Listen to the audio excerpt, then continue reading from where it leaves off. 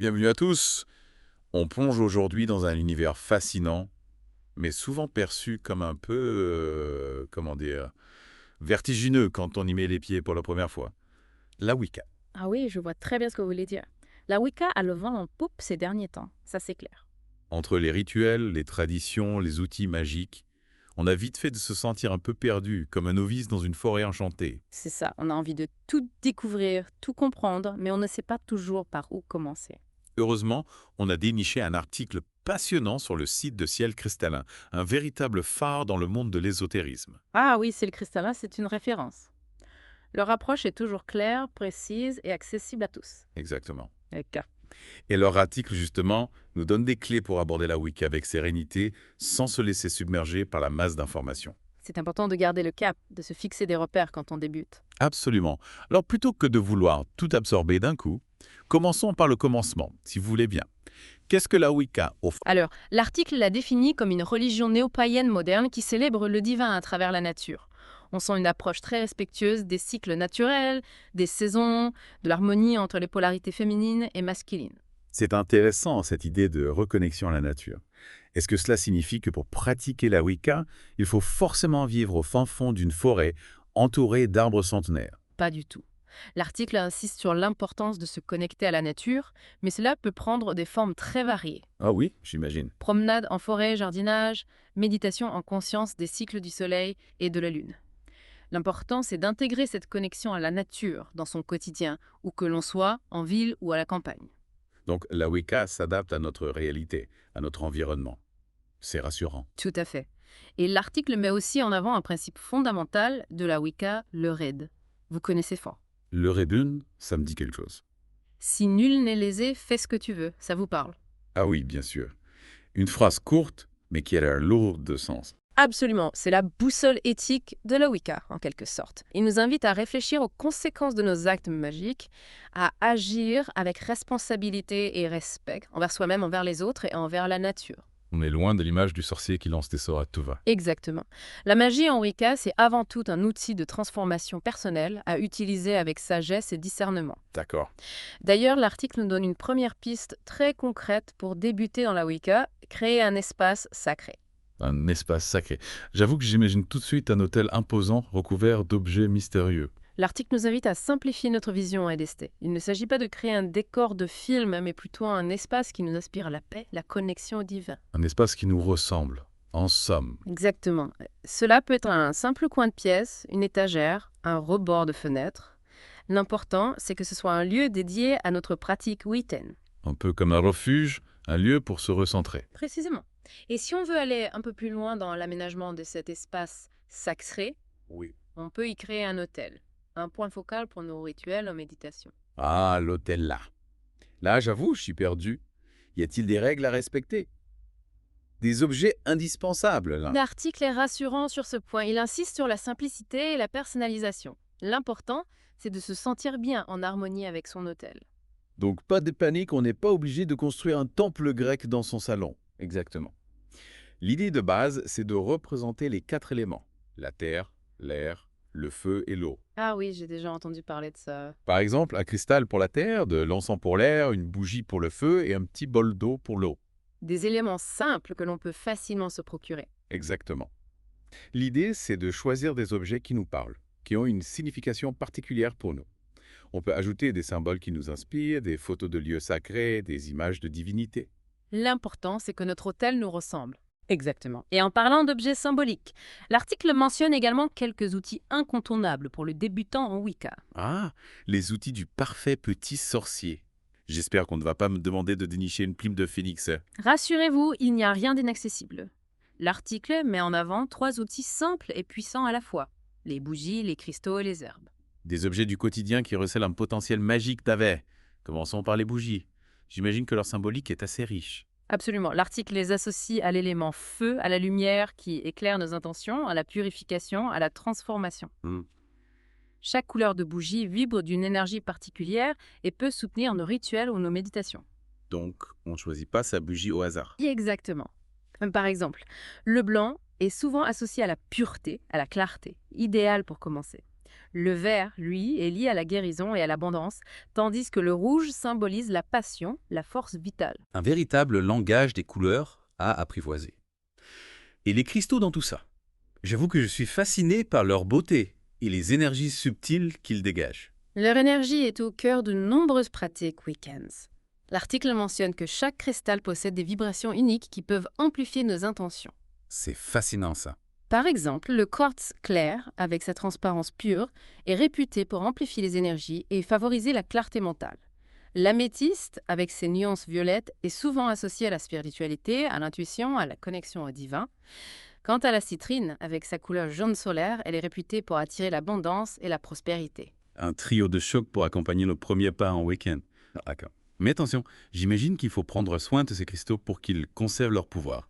Tout à fait. L'article insiste sur l'importance de les purifier avant de les utiliser, pour les débarrasser des énergies qu'ils ont pu absorber. Un bain d'eau claire, une exposition à la lumière de la lune ou une fumigation à la sauge sont des méthodes courantes. Des gestes simples qui permettent de prendre soin des outils et d'entretenir leur énergie. Passons maintenant aux herbes, un autre élément indissociable de la Wicca. J'imagine qu'elles sont utilisées pour leurs vertus à la fois magiques et médicinales. Exactement. Utilisées depuis des millénaires dans les traditions du monde entier, les herbes occupent une place de choix dans la Wicca. L'article nous encourage à les intégrer à notre pratique pour nous connecter à la puissance de la nature. Et concrètement, par où commencer? Quelles herbes me conseillez-vous? L'article conseille de commencer par des herbes faciles à trouver et aux propriétés polyvalentes. La lavande, par exemple, est reconnue pour ses vertus apaisantes et relaxantes. On peut la diffuser dans son espace sacré pour favoriser la paix intérieure et la méditation. On peut aussi glisser quelques brins de lavande sous son oreiller pour favoriser un sommeil réparateur. Ah oui, c'est vrai. Le romarin, quant à lui, est associé à la protection et à la purification. On peut en brûler quelques feuilles séchées pour purifier son espèce ou en ajouter à ses sachets de protection. La cannelle, avec son parfum chaud et épicé, est souvent utilisée pour attirer l'abondance, la prospérité et l'énergie positive. On peut en saupoudrer sur son autel, en ajouter à ses rituels l'argent ou simplement en diffuser l'odeur dans sa maison. Des herbes aux multiples facettes que l'on peut intégrer à son quotidien de manière intuitive et créative, mais parlons maintenant des rituels, le cœur vibrant de la pratique week-end. Oui, bien sûr. J'avoue que j'ai beaucoup de questions, car le sujet peut paraître assez mystérieux pour les non-initiés. Comment ça se passe concrètement, un rituel week-end? Alors, l'article décrit les rituels comme des moments privilégiés pour se connecter au divin, honorer les cycles de la nature et manifester ses intentions. Loin d'être figé, il laisse place à la créativité et à l'intuition. Mais par où commencer lorsque l'on est novice? L'article recommande de se familiariser avec les éléments clés qui composent un rituel week-end. Le premier, et non des moindres, est le cercle magique. Le cercle magique. J'avoue que ça me rappelle les films fantastiques, avec des incantations en latin et des effets spéciaux grandioses. Est-ce que la réalité est aussi spectaculaire? L'article nous ramène à plus de simplicité. Le cercle magique est avant tout un espace sacré que l'on délimite avant chaque rituel. Un espace de protection, de concentration pour nos intentions. Donc pas besoin d'accessoires extraordinaires ni de formules magiques complexes. Exactement. L'important réside dans l'intention que l'on y met. L'intention, c'est-à-dire Avant chaque rituel, il est crucial de formuler clairement notre objectif, le but que nous souhaitons atteindre. un peu comme un phare qui guide nos actions magiques. Précisément. Et pour donner encore plus de force à nos intentions, l'article recommande de s'appuyer sur la puissance de la visualisation, c'est-à-dire. Concrètement, comment on fait ça? Il s'agit de visualiser le résultat souhaité comme s'il était déjà réalisé, d'en ressentir les émotions positives, de s'imprégner de cette réalité future. L'article rappelle également que la Lune, avec ses cycles changeants, joue un rôle essentiel dans la Wicca. Ah oui, la fameuse influence lunaire. On dit souvent qu'il faut se synchroniser avec les cycles de la Lune pour profiter de ses énergies. Est-ce que c'est fondé, Etty? C'est une pratique courante en Wicca. L'article explique que chaque phase de la Lune possède une vibration particulière. La nouvelle Lune, par exemple, est propice au nouveau départ, au projet naissant. Intéressant. La Lune croissante, elle, favorise la croissance, l'expansion, l'abondance. Et la pleine Lune, c'est souvent le moment le plus mystique du cycle lunaire. Exactement. La pleine lune est un moment d'apogée, de réalisation des célébrations. C'est le moment idéal pour se recharger en énergie lunaire, pratiquer des rituels de gratitude ou faire le point sur ses intentions. J'aime beaucoup cette idée de se connecter au cycle de la nature. Et enfin, la lune décroissante, elle, est propice au lâcher-prise, à la purification, à la libération des blocages. Un véritable guide cosmique pour rythmer sa pratique. Mais avec autant d'informations, d'outils et de pratiques, comment éviter le piège de la dispersion lorsque l'on débute dans la Wicca? L'article met en garde contre le risque de vouloir tout faire, tout essayer d'un coup. Il est essentiel de respecter son rythme, d'avancer pas à pas en écoutant ses besoins et son intuition. Donc, privilégier la qualité à la quantité là. Exactement. L'article recommande de commencer par les pratiques fondamentales de la Wicca.